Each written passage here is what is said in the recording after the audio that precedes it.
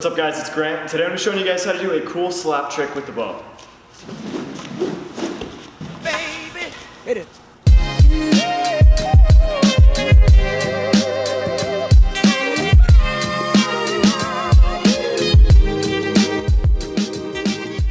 What's up guys, it's Grant. So as I said, I'm going to be showing you guys how to do this cool slap trick with the bow. Before we get into it, I just wanted to bring up really quick, I uploaded a video a couple days ago, I think it was, talking about my top favorite tournament locations.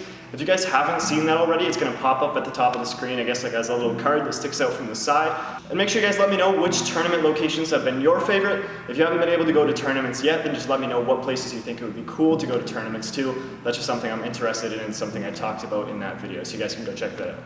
So anyways, as I said, I'm going to be showing you guys how to do this cool slap flip kind of trick.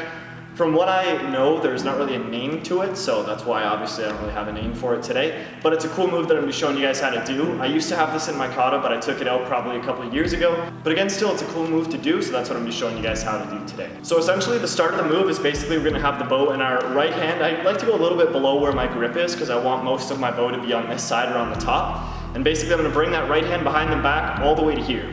When I do this move, I always like going to the 45-degree angle. It's not really 100% necessary, but again, it's just a personal preference that I have, so that's the way I'll show you guys how to do it.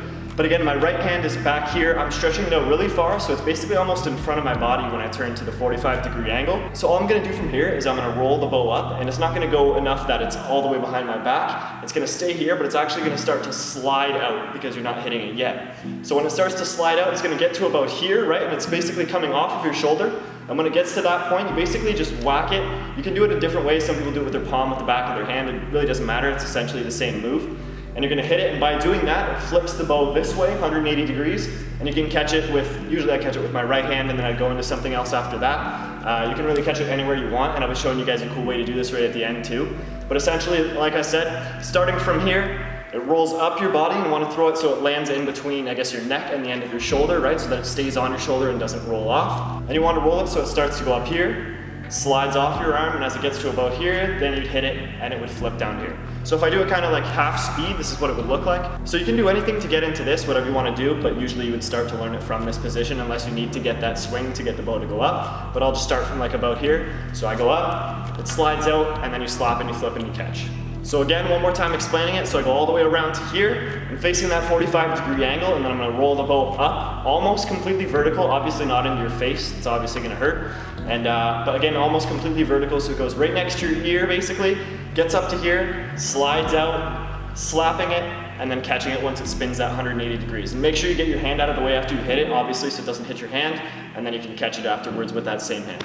One of the big things to get this move is to make sure that you throw this with the correct amount of force. Again, as I said at the beginning, if you throw it with too much, it's just gonna roll over your back, and obviously if you throw it with too little, it's just gonna slide down like that, so it's not gonna work, right? So you have to make sure you find that happy medium to get it to go up, and then you're able to do the move.